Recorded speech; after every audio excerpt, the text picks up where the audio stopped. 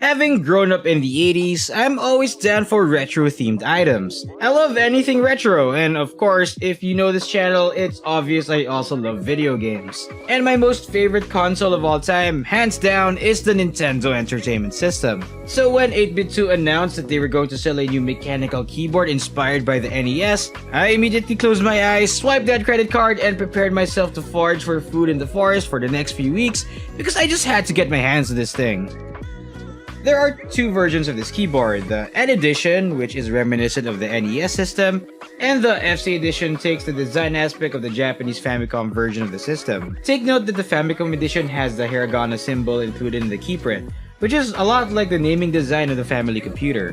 What I got here is the NES version, which has a very vintage design with an NES motif throughout the keyboard. It's a tankless style mechanical keyboard, which means it doesn't have a numerical keypad to it. Despite its nostalgic aesthetic, this device seamlessly blends vintage charm with modern technology. It can be connected wired through USB-C cable, a 2.4 GHz wireless dongle, and with a magnetized storage at the back of the keyboard, so even you and your clumsy hands wouldn't lose it. It also has Bluetooth connectivity, so you can connect it to your various devices such as phones, tablets, and laptops. One of the common questions we get for this keyboard is if it can connect to Mac, and the answer is yes. I currently don't have an Apple device with me right now, but this keyboard shouldn't have any trouble connecting to a Mac. I'm currently writing this review using this keyboard, and I must express my appreciation for the satisfying clicky feedback, as it enhances my overall typing experience. The sound is just right, not overly loud or too quiet to drown the satisfying press of every key. On a personal note, I usually find the loud clickiness of the blue switches to be somewhat excessive and a bit obtrusive. I usually prefer the brown switches as it provides the tactile feedback of the blue but without the noise. However, the KL box white switches featured in this keyboard are noticeably quieter than your typical blue switches. The best way to characterize this key is that it strikes a balance between the tactile feel of the brown switch and the audible clickiness of the blue switch, offering a middle ground that combines the best of both worlds. Typing on this really feels like typing on an old school 90s style keyboard, but with a more satisfying feel to it. While this keyboard may lack the distinctive thunk sound associated with fully customizable mechanical keyboards, the sound and feel of this is enough for my preferences. And if KL whites aren't your jam, there's no need to worry because these are hot swappable switches, meaning you can change them to whatever you like. One thing I love more than retro aesthetics is, ironically, novelty. Included out of the box is the 8bitdo super buttons. I've never seen anything like it before, but I just really love the design and function of these comically huge buttons. The satisfying click of a button is a treat to the senses. The super button uses Gateron greens instead of KL whites, and like the keyboard, it's hot swappable. So if you're not satisfied with the switch, you can easily swap it out. Simply remove the top part of the button and use a standard switch puller to remove the Gateron green. Then replace it with any other switch compatible with Cherry MX. Personally, I've programmed mine to serve as a delete and Alt F4 combination. The anticipation of using these colossal buttons to delete something or close a program is exhilarating. They're like those buttons your parents warned you about not pressing, but now you have free reign over them on your personal desk. I love it. I set it to Alt F4, but you can program these buttons to whatever button or combination of buttons on the keyboard as you like. The way you do this is by pressing the fast key mapping until it blinks.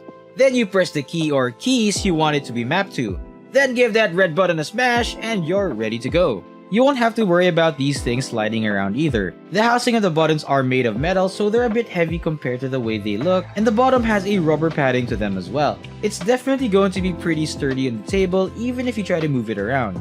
As for my preferences, whenever I'm working, I like to position them vertically so I can reach for them easily whenever I lift my hand from the mouse. You can also use them for gaming. I like using them whenever I play retro games. They're like my very own huge arcade buttons, but on my desk setup.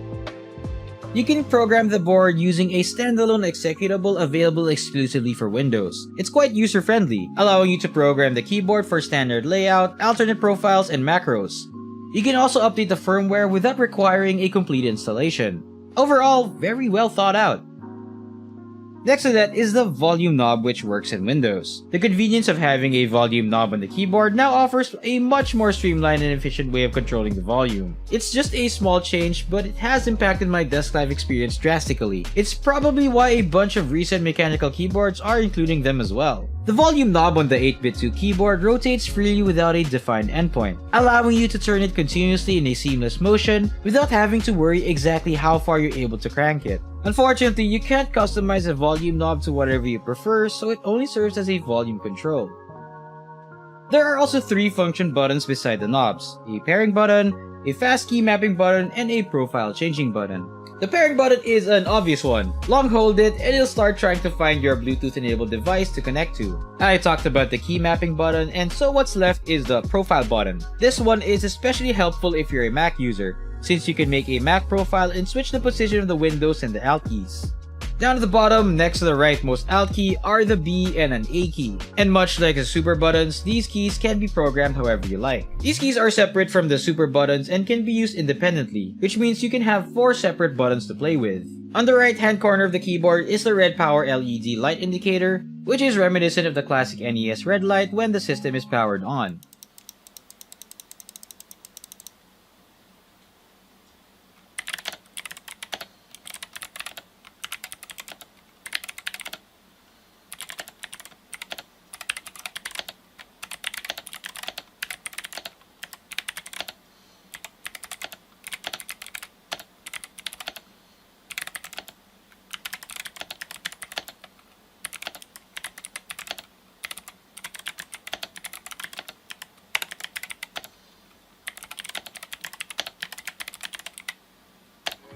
The 8bitdo mechanical keyboard stands out as a testament to the successful fusion of retro aesthetics and metro functionality, drawing inspiration from the iconic Nintendo Entertainment System. The keyboard's nostalgic design, reminiscent of the NES, and accentuated by the NES motif across its thankless layout, imparts a delightful vintage charm. This keyboard proves to be a bargain, making it an even more appealing choice for enthusiasts. The 8bitdo mechanical keyboard not only captures the essence of 80s gaming nostalgia, but also seamlessly integrates modern features, resulting in a distinctive and enjoyable typing experience. This keyboard caters to the preferences of enthusiasts who appreciate the timeless appeal of 80s gaming while embracing the conveniences of contemporary technology.